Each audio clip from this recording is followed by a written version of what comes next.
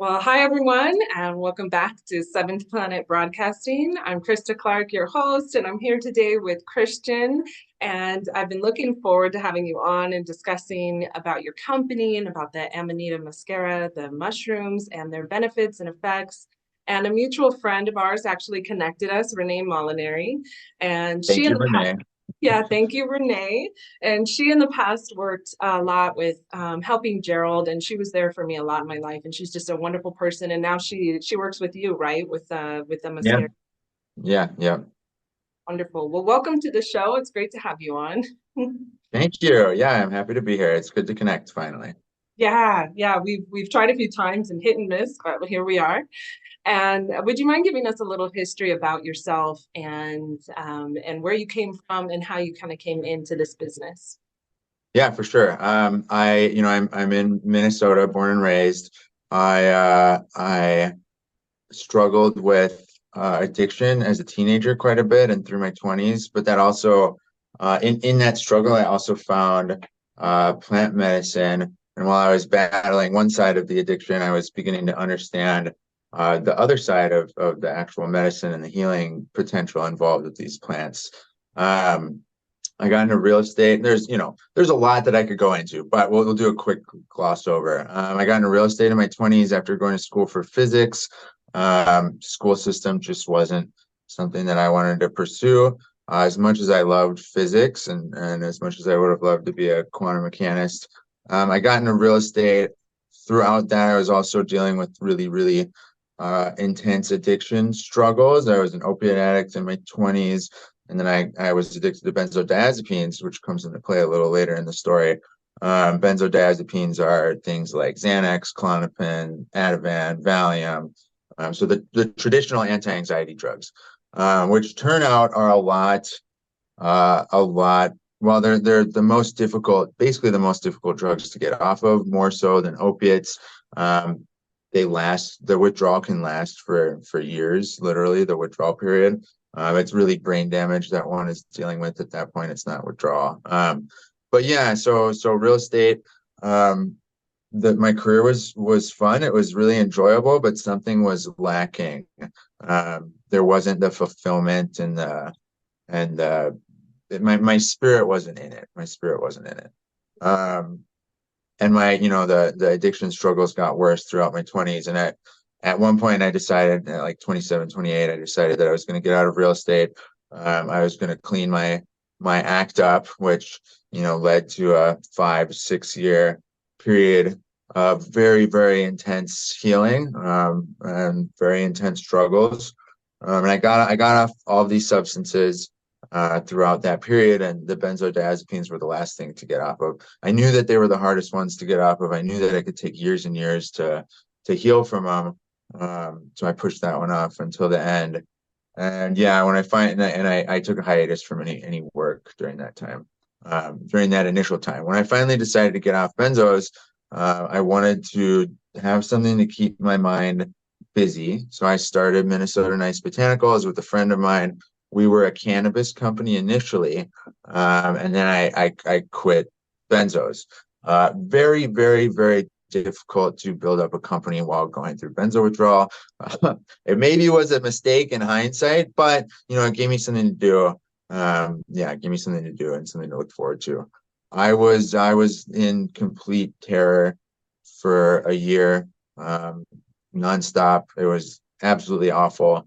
My ex-wife, my wife at the time, and I's relationship was falling apart very quickly.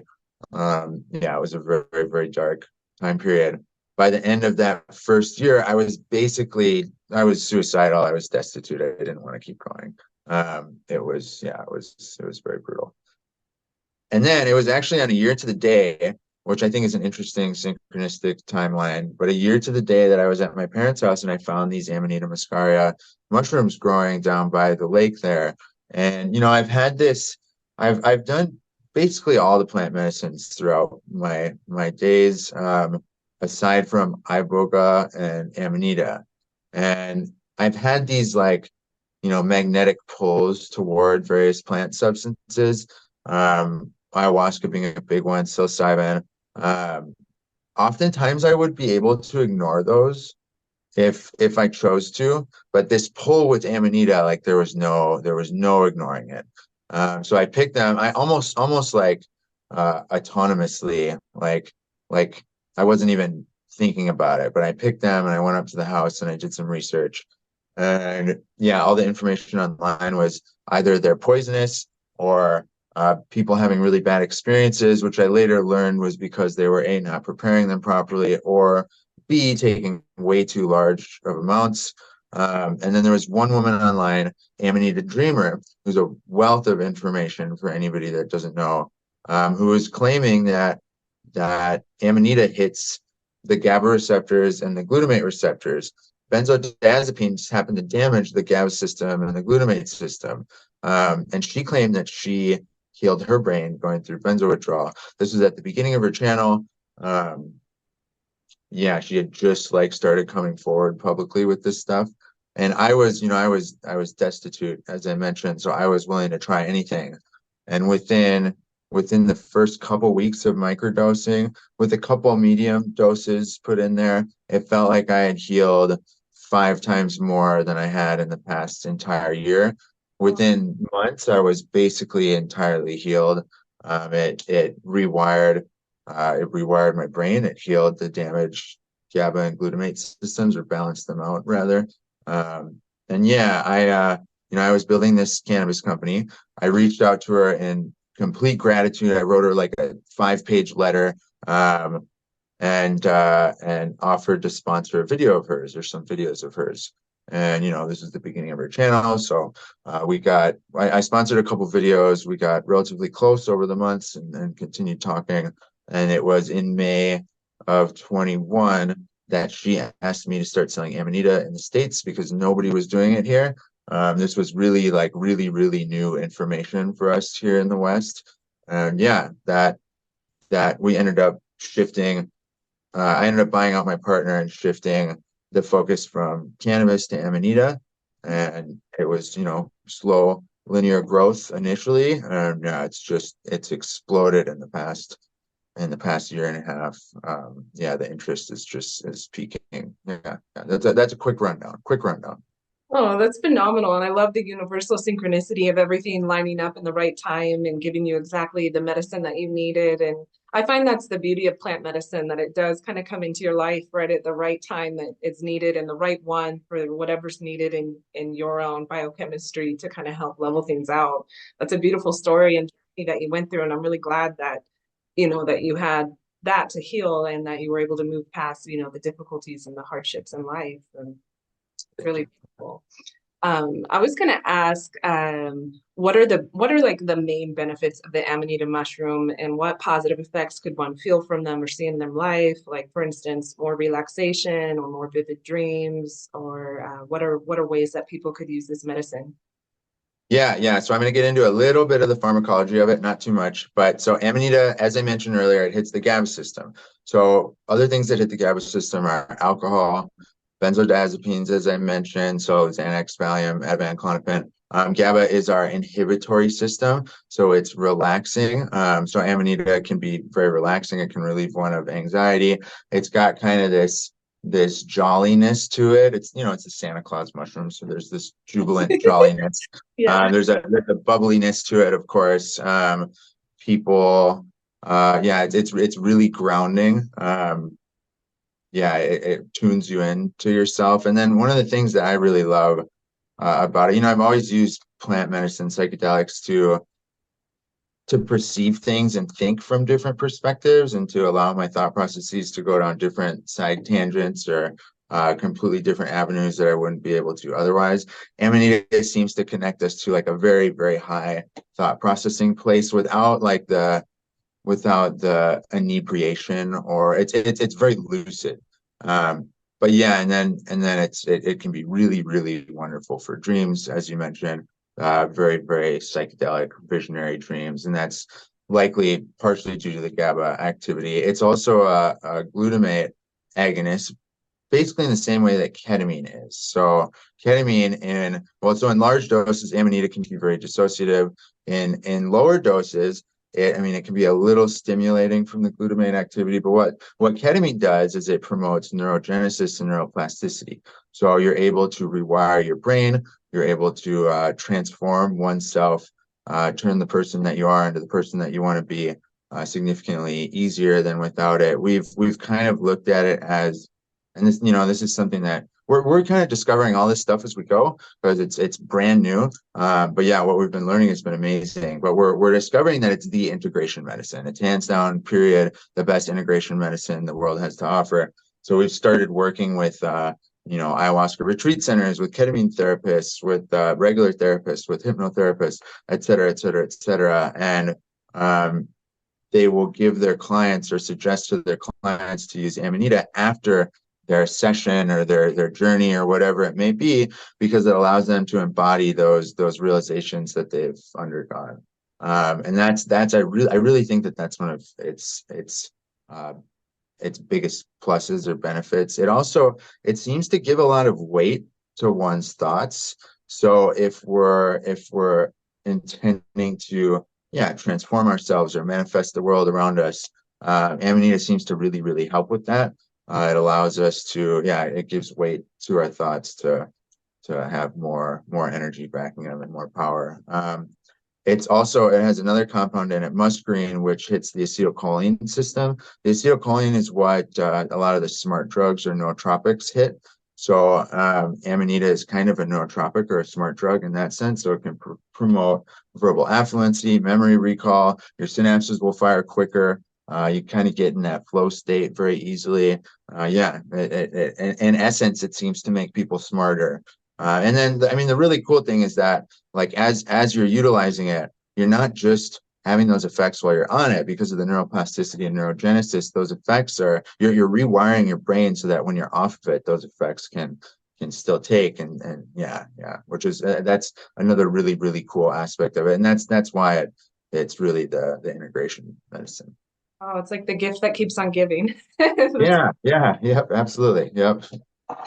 What would you say, what's the difference between the Amanita and the psilocybin in terms of how they affect you and the different effects it has on your body and your being? Yeah, it's totally different. Yeah, completely different experience. Yeah, as I mentioned, a lot of times with microdosing psilocybin, it can be there can be this anxiety, particularly on the come up, but also through the experience. Amanita with this GABAergic effects has the opposite effect. It's very relaxing in some sense, and it kind of detaches you from anxieties or worries and allows you to perceive them from a different angle. It's a completely different thing. Completely different. Wow. And so when you were the very first time you saw them at your parents' house and you found them, and when you took them the first time, did you notice it? Had you already had psilocybin, and when you took the Amanita, could you physically tell the difference when in your body? Yeah, oh yeah, for sure. Yeah. So the first time I did them, I did a very, very small microdose. I wanted to get energetically in tune with the mushroom, which I think is important to do with any plant medicine. And so it was meant to be a subperceptual dose, but what I found was that I could feel, and like I couldn't feel it necessarily in my body, subperceptual, but I could feel energy like crazy. My sister had just I was on the phone with my sister, and she was telling me how she was working at a vineyard at that point in time in Minnesota, and they just had a bunch of grapes shipped out from California. And apparently, in one of these boxes of grapes, there was a bunch of lizards that hitched a ride to Minnesota. So she was explaining that she took one and brought it home and made it a cage or made it a terrarium. Mm-hmm. And just without even thinking, I said Frank, and she was like, "Yeah, how did you know I named him Frank?" It was stuff like that. That kind of stuff happens when you're in tune. So I was not I was familiar with that type of experience, but the way that it happened on Amanita was it was very validating. And I also, even though I couldn't feel it in my body, it seemed like I could feel something working on me behind the scenes and working on this withdrawal or this brain damage and this terror that I was feeling for so long. But yeah. So it was very, very noticeably different. I think with most people, what they find is that a lot of people get that anxiety on the come up or the microdose experience in general. So people will generally find that their bodies feel relaxed as opposed to tightened up. It has similarly with psilocybin, there's a way to connect to those higher thought processes, but it's kind of from a different angle, and that's kind of intangible and hard to explain. But yeah, it's just yeah, you're perceiving things from a different angle than psilocybin. Do you think it has the ability to connect you maybe to like another dimension then, like to another, something higher than us, outside of us, and help kind of guide us on our path? For sure. Yeah, 100%. 100%. Find that more introspection. I had done the psilocybin when I was very young, probably 18 or so, and then I had many years without it. And then I tried microdose, but I had a really fun time. I laughed a lot, and I had good introspection, and I felt like the Buddha kind of laughing in my belly. Yeah, yeah. Kind of like the feeling of don't take life so seriously. And it was actually fun. It was with family, and it was a good experience. But I do remember I had a little bit of anxiety for a minute, like, oh, I hope that I come back, to this plane again. Sure. Yeah, yeah. And then when you sent me the Amanitas, and it was completely different. I had no idea they were so different. I didn't really know much about them, or what it would be like. And I microdosed, but I found it very therapeutic, and it calmed me a lot. It was a big calming agent. I found that I had messages kind of from the other side. I would just kind of, Mhm. sometimes for me, it would come in one word, like control. And then I'd look at maybe things I was trying to control in my life and how I could Sure. release control, or Yeah. different amazing dream state. Mhm. And it kind of helped shift my path in a way. And so I think that for me, it was a very positive experience. And I liked both. I like how you have the gummies, and then I also like how you have the other one. But what I really liked was that I didn't feel that I was really under the influence of anything. I didn't feel like I was tripping Yeah. out, or that I couldn't carry on with my everyday life or call a customer or work. I could actually carry on in a very normal fashion, and calmly, and integrate kind of what was going on within my life, and then move beyond it. So it actually was a very pivotal role in my life. So I'm glad we crossed paths at the time we did. And That's awesome. It was meant to be, for sure. Yeah, I mean, yeah, I love that. I love hearing that. I think it really drops you into yourself, where other psychedelics kind of bring you outward. A lot of the time, Amanita seems to bring you inward. Yeah, and it's very, very grounding, and yeah, it's super, super lucid. I mean, even at the really, really high doses, it can get a little bonkers, but even at like the larger doses, it's very lucid. One is very, very lucid. yeah, my dreams were incredibly lucid. It was wonderful. I have a pretty good dream life anyhow, but it was like Yeah. intensified, and it was really neat. And Cool. I had a positive experience. How ancient are these, and the practice of taking medicinal mushrooms, and do they carry ancient information within them? Do you think that maybe you could access some of that? For sure. Yeah, absolutely. That's an interesting question. I have a lot of thoughts on that. In the earliest depictions of Adam and Eve, they're not covering themselves with fig leaves like we hear. They're covering themselves with Amanita Muscaria caps, or the in the Vedic hymns, the drink soma, the drink of the gods. It's very, very likely that it was Amanita Muscaria. It's you know, it's in it's in all the children's stories, books, TV shows. It's the Mario mushroom. It's the Alice in Wonderland mushroom. It's already a part of us. It seems to be embedded into our DNA in some way. It seems to be a part of us and our human story. We don't really know the scope of that, unfortunately. I think a lot of that data has been scrubbed. Um, but yeah, I mean, I think it's played a very pivotal role, and I think the role that it's played has been leading up to the role that it's playing right now, and we're in the infancy stages of this, I believe. But I think, I kind of look at it as in some sense the Christ consciousness embodied in a mushroom.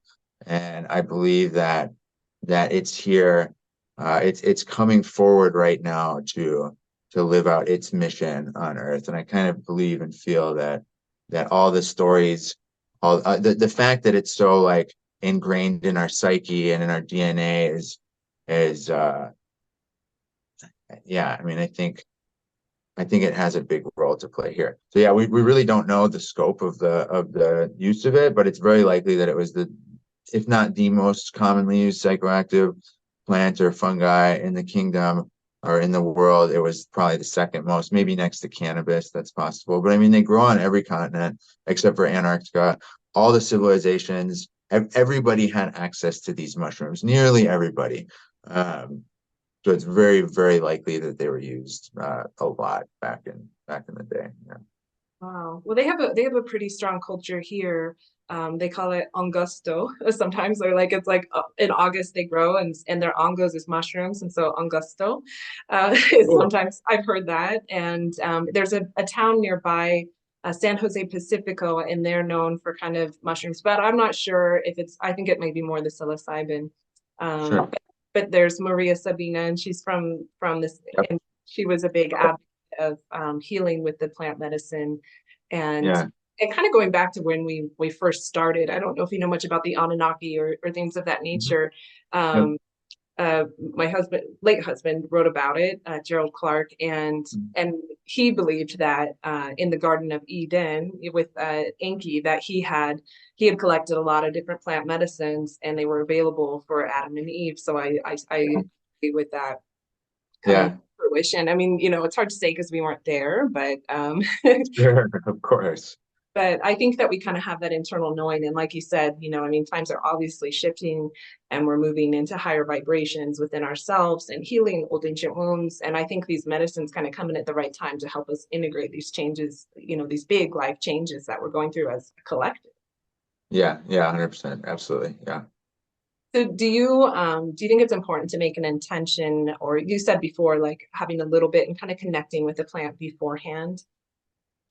Yeah. I mean, from my experience, and I think this is consistent with our customer base as well, Amanita responds to intention better than anything else. Like it really, really, really does. I, you know, as I've developed this business, in the earlier days, I was working with it all the time. Like, I mean, I was every single mushroom that came through here, I had to touch because I was sifting them and grading them essentially. And so I was working with it oftentimes for 7, 8 hours a day, like literally just being in the energy field of the mushrooms. And that there was a long time period where I didn't need to take it. I didn't want to take it. I was getting everything that I needed just from being around it. We have, we with various people that are very much into the spirit side of things, it's suggested or mentioned that it's maybe wise to, like, if they're wanting to develop a relationship, to like sleep with it on their bedstand or carry it around in their purse or in their pocket or whatever, just to kind of forge that connection. And then while they're going about their day-to-day activity, think about it and connect with it. And if one is really in tune with their energy and their thought processes, they'll start to see how things shift just by connecting with it. Prior to ingesting any of it, and then yeah, starting low, starting slow I mean, that's wise for really anything. um, but yeah, building and forging that connection. It's the concept of like a dieta in that sense. Like you're wanting the mushroom to work through you and work with you, and you're going to get much, much more benefit out of it if you develop and forge that connection with it. And it's very, very, very responsive. Like she wants to work with us, and yeah, she responds to intention very, very much. So it's feminine in nature. Well, I mean, I don't know. I think it's a little bit of both. Because it's also the king. It's the king of mushrooms. I don't know. I don't know if Like the there's divine union in a way, or yeah, yeah. That's kind of how I feel. I in many ways I see it as the root chakra in some sense, and the crown chakra. And like, so you get the both energies. Yeah, I mean, and it's red. Um, but yeah, I honestly I'm back and forth with both of them, whether it's feminine or masculine. It kind of depends on what I'm looking at or how I'm perceiving things right then. But yeah, what's your thought on that? I didn't really ever even consider it until just now, just when I heard Yeah, she, yeah, then I thought about it, but I'm not sure. I mean, yeah, I didn't really, or ask it or connect yeah, on that yeah. level, but I feel like it was a good way to connect with my higher self in a way that it was, Mhm. and help me kind of get back more on my spiritual path. Do you think it can help others with that? Yeah, oh yeah, for sure. Yeah, I mean, I one of the things that we hear over and over again is it allowed me to choose the higher thought. Like it allows one to like go back to love, or there's space between the thoughts and the reaction, which and having that space and choosing the other, that in and of itself is rewiring the brain. But then if there's all this other stuff going on pharmacologically, where there's actual new neural networks being built, like yeah, it. But yeah, it's a very, very powerful spiritual tool. I often, since I started working with it, there's been this like bridge that's been built between my higher self and myself. And, Beautiful. it's not something that I'm always aware of, but if I want to tune into it, like it's there. In ways that it absolutely wasn't before. So yeah, it really, and again, I mentioned it tunes you into yourself, and that aspect of yourself is also your higher self. So yeah, for sure. Yeah, I found it really connected me with my higher self, like just in the right timing and subtly. It wasn't invasive or threatening or hard. Like you said, it was kind of like a nice bridge. Like it would just give me one little piece to work with and integrate at a time, and then another kind of like little Yeah, morsels to lead you on yeah, your. yeah. What's the legality of these mushrooms and nowadays, like in terms of the USA and maybe outside of it? 100% legal in the US except for Louisiana.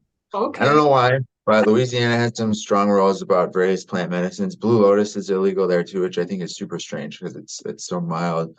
Um, and then across the world, there's 6, 7 countries maybe that it's illegal in. Everywhere else, it's completely legal. Oh, Yeah. So it's widely it's widely available. I think the culture, I mean, has changed a lot in terms of cannabis and mushrooms and kava and and Mhm. other plant medicines and things in terms of having the accessibility and the availability to be able to explore that if you want. I know when I was in the US recently, I was shocked at how many different cannabis stores there were or kava. Once I went to Yeah. get a coffee and then I came in and she's like, "Oh, it's kava," and I forget the name of the other one. and and so, but yeah, times are definitely changing, and Yeah. I think that's really beautiful that we have the availability to do that. I mean, when I was a kid, getting marijuana or something was very it was very illegal, taboo. You get, mom would yell at you if you caught, you know, Yep. Yeah, me too. but it's more widely accepted now, and I know even my parents are open to plant medicines, and it's a different time, which is a beautiful thing, and it's kind of like you can choose to go down a path that kind of shuts down your frequency or opens you up, and the choice is Yeah. yours. Yeah, for sure. Yeah, I mean, my dad tried Amanita last week for the first time, which it just blows my mind. That's yeah. But yeah, times are for sure changing. Absolutely. So do you get into other mushrooms in terms of like for health purposes, like reishi or chaga or things or lion's manes or things of that nature, or just eating them in general for your diet or the powders? Yeah. Yeah, I mean, I love eating mushrooms. I probably eat mushrooms every day, but I love lion's mane. Lion's mane is an amazing ally. Um, but yeah, I mean, I really love them all. Mushrooms are such a fascinating kingdom, and there's so much mystery and so much to learn, and so much potential benefit. But yeah, I mean, I get into all of them absolutely. Lion's mane is probably my second favorite, but yeah. I used to have so many different mushroom powders. I want to get them again because I really love. I mean, there's so many different kinds, and they're loaded with benefits in Mhm. And once I saw a documentary and it said that like pretty much the mushroom is what connects like everything and everyone, right? The spores. Yeah. Well, the mycelial network underground is essentially, I mean, yeah, it connects everything underground. So it's essentially like the neural network or the internet under the ground. I mean, everything is connected by fungus and fungus and the mycelium. It exchanges nutrients and information with its surroundings. So it really is like it is the great connector. It's also the great decomposer and then the great giver of life. Yeah, it's really it's the basis of the planet, really, in that sense. Oh, wow, that's amazing. And did it have a role? You had mentioned that you were living in one location and then moved to another. Did it play a role in that, or was that unrelated? I think That it was unrelated. was or unrelated. Oh. No, that's okay. That was unrelated. Yeah, if you're talking about Portland, Yeah. yeah. No, that was when I was 19. Oh, okay. Yeah, that ended up that the reasoning for that, as I found out as I got older, was so that I could get a specific book, which was the Holographic Universe. It was the shortest, most concise path for me to take to get this book that completely changed the trajectory of my life. Yeah, the Holographic Universe. Yeah. Gerald just loved that book. It was actually my next question was what impact it had on you, and do you believe that we're living in a hologram? Yeah, oh yeah, for sure. Yeah. So I mean I'll tell that story because it's a good story. So I was 19 and I wanted to get out of Minnesota. I wanted to experience a little bit. And I had a friend, my closest friend, he was living in Boulder, Colorado at the time. He left when he was 18. And I called him and I was like, dude, I want to get out of here. He's like, I want to get out of here too. And what we did was we both pulled out a map. This is what we decided to do. We decided to both get maps and we pulled out maps and we each had a coin and we are going to flip the coin on our respective map, and whatever was in the middle of our coins is where we'd end up going. Well, it turns out both of our coins landed on Portland, Oregon. So, of course, we go to Portland. It was a lot of fun. We played, I'm a musician, so we played a lot of music. We started a band out there, and we climbed mountains. That's what we did. We played music and we climbed mountains like 4 or 5 times a week, which was a lot of fun. But so the the other member of our band was named Bobby, and his dad, that's where we played at Bobby's house. We played in Bobby's basement, or his dad's house, rather. His dad was a paranoid schizophrenic, like a really, really, really, really, like I haven't seen symptoms this bad ever in anybody.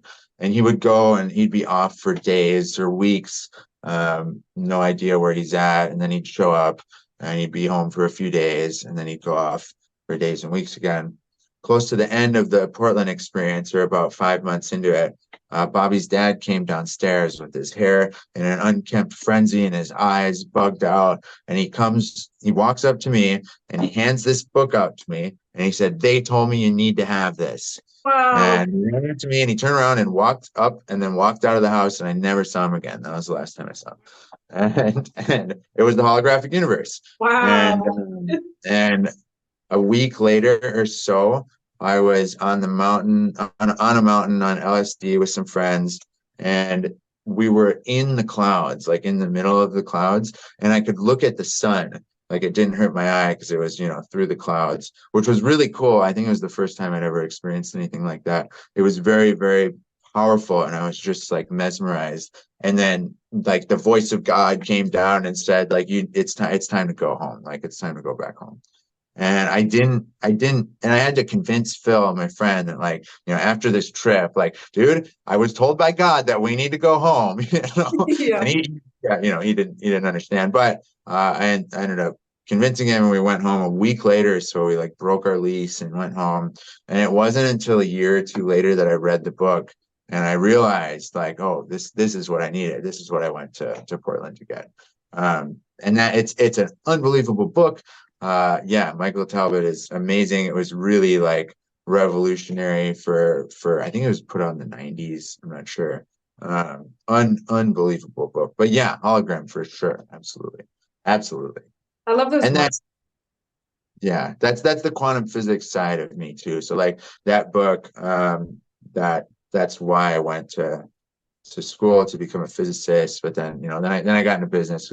I wanted to have an impact on the world. I wanted to have a larger impact on the world, and I started seeing the suppression of physics and science and the rigidity of the school system and the indoctrination and yeah, so on and so forth. So I ended up in business, but yeah. But it all kind of works out because you kind of need that physics side and the business side and the understanding of the holographic universe to kind of run the business that you have now. So it all kind of aligns in a really divine way, it seems. Yeah, 100%. Yeah. Yeah, this story is not my story playing out, my life story and then this mushroom story, like it's all I've learned particularly recently to just like take a back seat and let things and surrender, like to truly surrender. That's been a very hard thing for me my entire life. That's been my life wound lesson, this learning to surrender. And yeah, I've always been so much more comfortable if I have control. But yeah, particularly this business and then events that have happened in the past year and a half, couple years of my life, really, really learning to surrender and let the energies take me. Yeah, it's a hard lesson. I mean, we want to have control and and do things in our life. And it's funny because that's the very first word that I got from the medicine was control. Yeah, It was like yeah, looking at the ways, and then I would just kind of sit back, and when I would find myself wanting to control, I would take a seat back and ask, do I really need to be, and just let things be and see how they unfold. And I think it's an yeah. important, and it's hard sometimes to surrender to the higher power, to our higher self, or to the path that we're meant to be on. But I find that it's so much more magical and beautiful when you do. Yeah. So in terms of microdosing, like how does one go about doing that? Most people will start with a finished made product, something like the gummies or the capsules. I mean, one can use the caps or the powder. It's just a little bit easier to have a finished made product, but it's a different dosing scale than something like psilocybin. So psilocybin, and a lot of people get freaked out when they see that there's like half a gram or 500 milligrams in a capsule because they think about psilocybin, and half a gram of psilocybin is, it's a big microdose. But for Amanita, it's different. So generally it's like 0.2 grams or 200 milligrams to like 1 to 2 grams for a microdose. And then it's unique with Amanita in the sense that, in psilocybin, you take it 1 day on, 2 days off, or take it 5 days a week and then the weekend off. With Amanita, it's actually better to use consistently over time. So one will use it 2 to 3 times a day for a couple weeks or a month or multiple months if they want. And then, yeah, I mean, that's really it. But then the best way to get the most benefit out of it is to be as in tune with the fungus as you possibly can, to be very diligently monitoring one's thoughts. I think that's the big thing. And then trying to feel energy as well. And then of course, like setting intention is huge too. I think journaling in conjunction with it is really therapeutic and beneficial. But yeah, I mean, really like 1 to 2 units or 500 milligrams to a gram 2 to 3 times a day consistently. And it's not always going to be like not everybody's going to really feel something initially after that initial dose. But it's those shifts in that transformation that accrues over time that we're really looking for. Yeah, it's kind of subtle, and then it increases or something. Yeah, we sell Starfire Gold, and it kind of can be like that. At first, you're kind of not sure, and then it kind of builds upon itself in a way. Yeah, exactly. Yeah.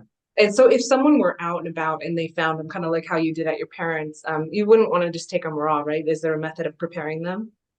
Yeah. That's a good question too. Yeah. So I won't get into the pharmacology of it. There's a lot of fun science, but basically in their raw state, they contain higher amounts of one compound and lesser amounts of another compound. This compound, ibotenic acid, converts into this compound or muscimol. Ibotenic acid can make people sick. So in the raw state, there's very, very high concentrations. And when you dry it, they balance out a little bit more. So like the raw dried mushroom, it's a lot more tolerable by people. But some people still get sick. Not generally with microdoses, but at least with larger doses. Sometimes people do get sick with microdoses. So what you do is you boil it with lemon juice and water, and then it balances out even more. So that's proper preparation that I mentioned at the beginning of the video. It's really, really simple. We just didn't know. We just didn't know here in the West, or like nobody really knew until very recently, or small subgroups of people knew. But yeah. So don't eat it raw right out of the ground. You're going to get very sick. At the minimum, dry it, and then boil it with water. Boil it in water and lemon juice to really negate the risk of getting sick. And then people generally want to start. It's generally wise to start with microdosing, and then if one wants to play with some larger doses to move in that direction, but we'd still start very low. So something like 3 or 4 grams would be like considered a low dose. And then if one likes that, they could go a little bit higher.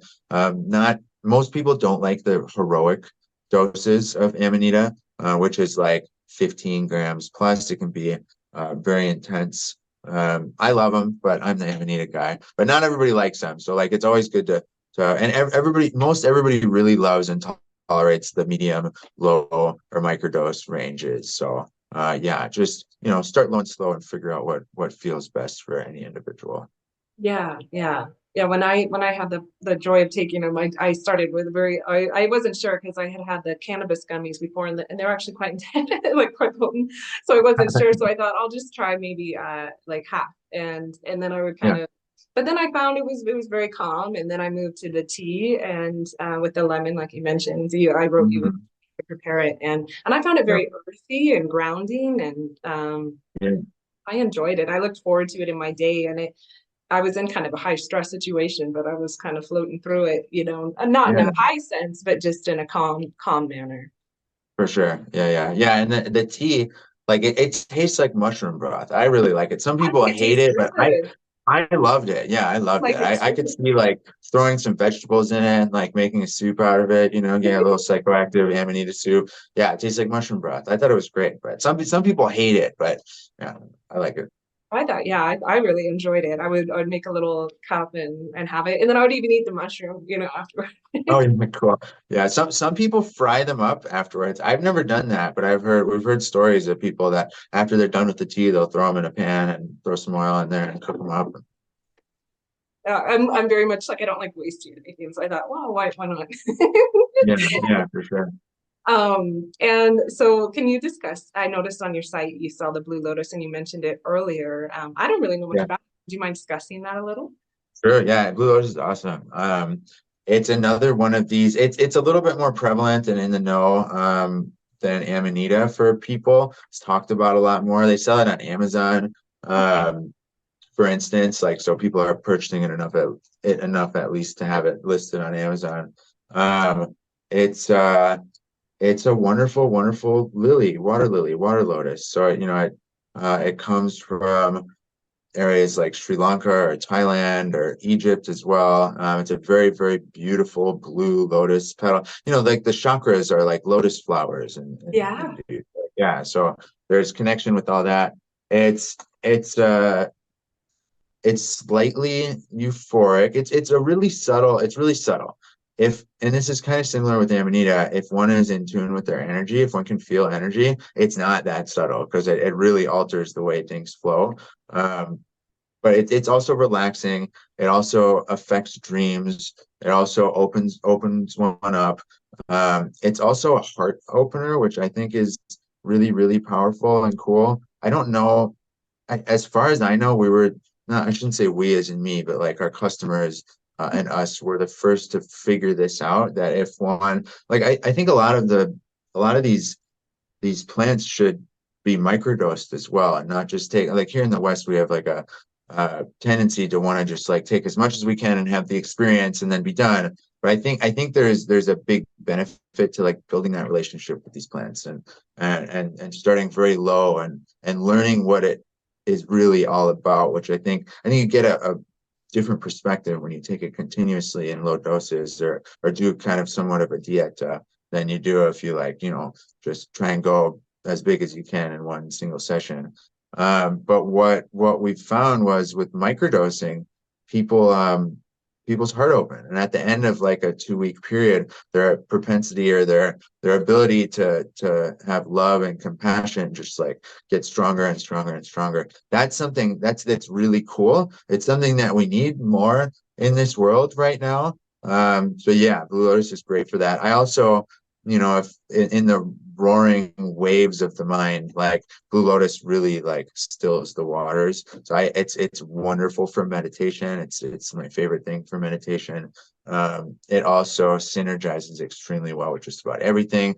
So it's really great with any psychedelic or with Amanita or yeah, with cannabis or with anything. Blue Lotus is it's also a master plant in that sense, and it seems to be like a connector, a bridge to these other plants, but it is very subtle if one's not in tune. That's neat. I don't know much about it. I've never experienced it, but I noticed that you had it, and I've heard other people mention that they've tried it, and so I was just curious. Yeah, Yeah, I think I'll it's absolutely send you some for oh, sure. I think it's interesting. Once I was at a friend's house and they had another friend over and we were talking about plant-based medicine, just plant medicine in general. And he brought up the kind of the similar point about building a relationship with it, respecting where it came from. And he even brought up cannabis. And I thought about my own life and my relationship with it seems like with other, forms of psychedelics or other things, I kind of would build that relationship. But with marijuana, in a way, I would just, it was in my life and I would just smoke it and not really Sure, about it. And then later, I kind of started, noticing a different effect in my life, and maybe that, that our phase of our relationship might be ending. And I didn't understand because I loved it so much. But then once I heard that, I thought, oh, and so since then I've developed more of a relationship with plants. But I think it's important that we don't just go into things so blindly, or like you said, wanting such a huge dose or just wanting to escape reality, but rather tune in. And I think there yeah. is a culture of that. And sometimes there's a culture of wanting to do all the plant medicines at once and just, wake up right away versus just integrating what the lessons each one gave you. So would you say it's important maybe to not just go from one to the next without integrating them? Yeah, oh yeah, absolutely. And I think that can be a very slippery and dangerous slope. I think that's a lot of times where we see things like the spiritual ego taking over people. And that's an issue that pretty much everybody has to walk through on the spiritual path. But I think if we're constantly like blasting open our consciousness with all the means possible, there's right, yeah, no room for integration. We can get lost in that. But yeah, I mean, and everybody's journey is different and everybody's journey is their own.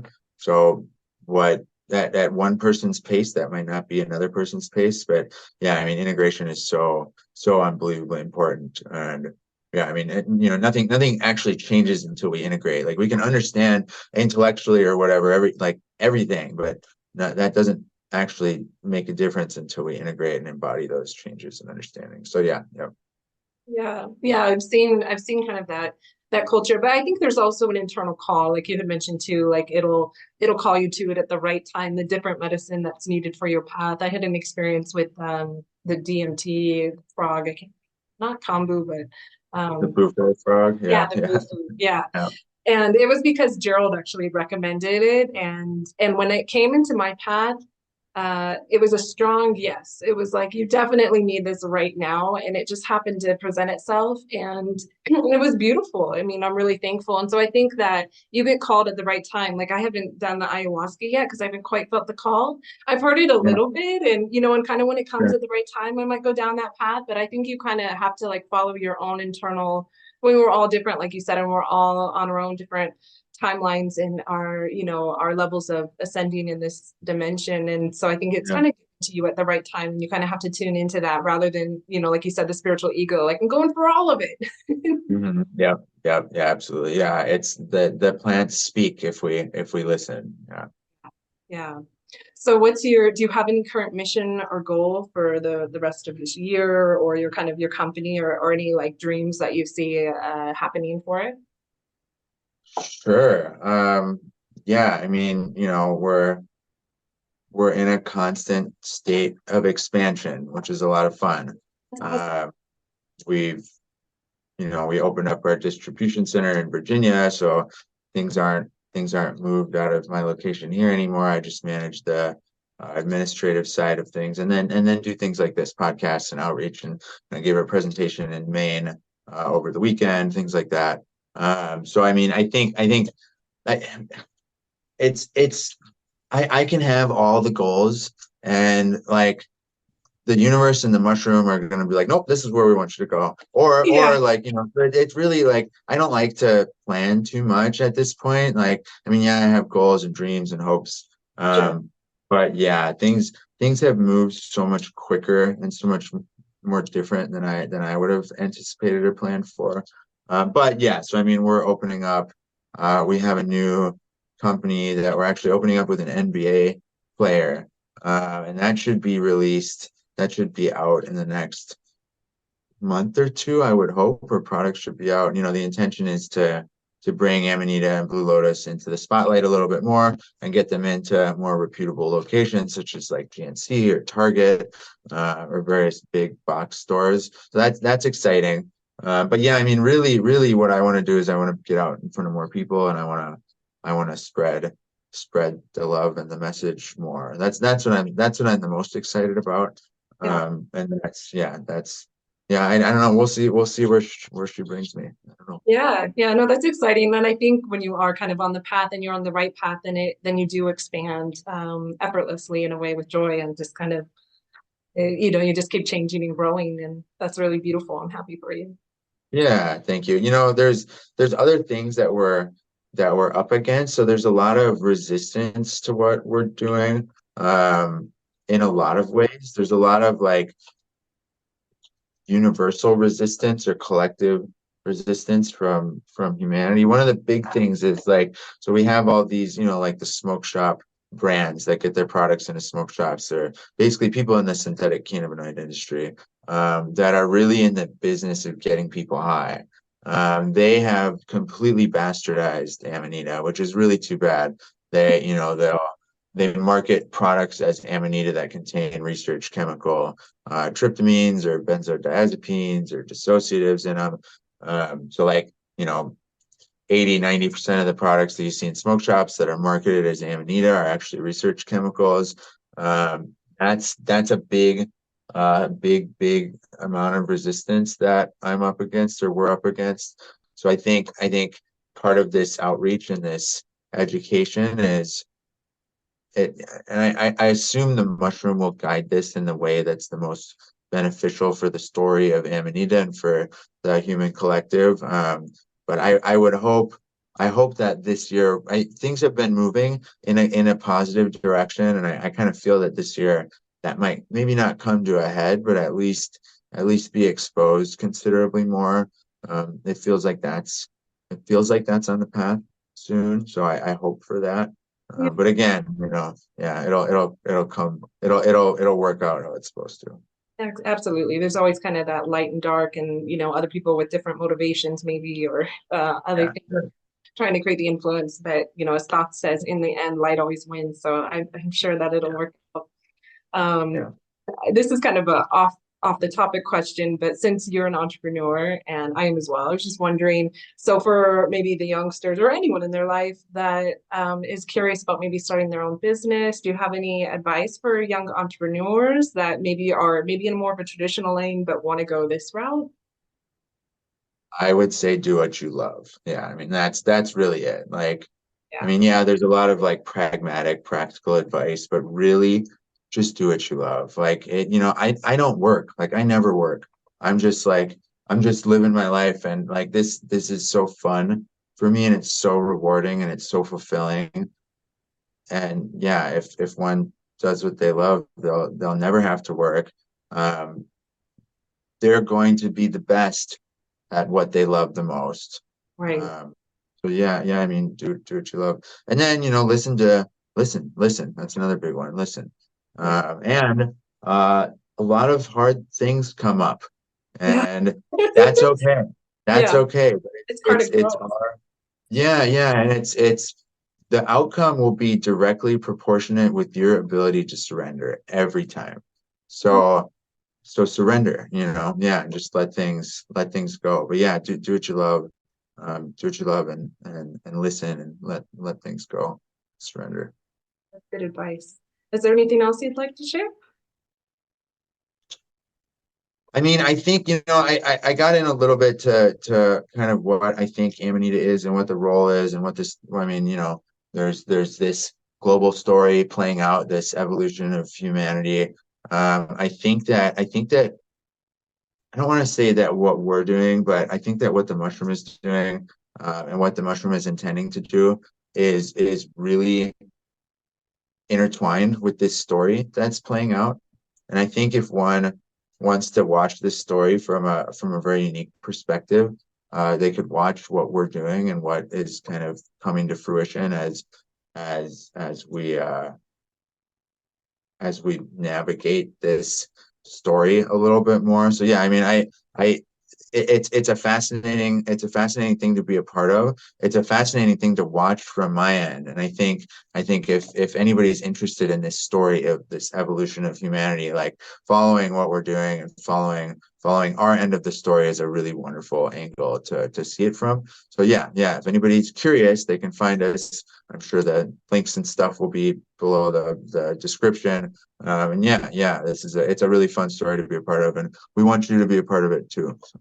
Thank you. Yeah, no, I'm glad our paths crossed, and Renee was our, to bring us together. She's really wonderful, and so thank you, Renee. And thank you for coming on the show, and for sharing your wisdom with us, so that we can continue on this evolutionary journey of consciousness and keep rising up to new levels in our own journeys. So I appreciate you coming on today. Thank you so much. Yeah, and thank you so much for opening your platform for my story and this story. I appreciate it. Pleasure. Yeah, it's been a pleasure. Well, maybe we can do it again sometime. And yeah, thank you. Sounds great. Cool. Okay, cool. Oh, you get a little nervous at the start, and then you're like, okay, it's okay. That's okay. Yeah. Right.